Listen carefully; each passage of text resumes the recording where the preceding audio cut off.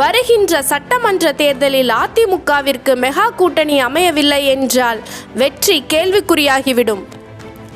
கட்சியை கட்டமைக்க வேண்டும், பிரிந்த அனைவரையும் ஒன்று சேர்க்க வேண்டும், தொண்டர்களின் மத்தியில் உள்ள குழப்பத்தை எல்லாம் நீக்கி ஒற்றுமையையும் வலிமையையும் எப்பொழுது அதிமுகவில் எடப்பாடி பழனிசாமி செயல்படுத்துகிறாரோ அப்பொழுதுதான் அதிமுக மீண்டும் வலுவான இயக்கமாக பழையபடி இயங்கும்.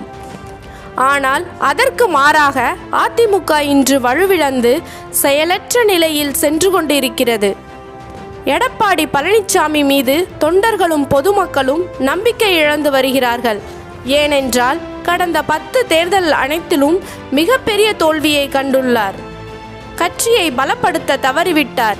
ஒருங்கிணைந்த அதிமுக இல்லாமல் அதிமுக வெற்றி பெற முடியாது.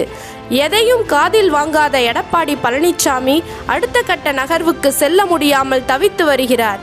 உறுதியாக அம்மா கை காட்டிய தலைவர் ஐயா OPS அவர்கள் மற்றும் தினகரன், சசிகலா அவர்களை தவிர்த்து பழனிசாமி மட்டும் தேர்தலில் நின்றால் அதிமுக மாபெரும் பின்னடைவை சந்திக்கும்.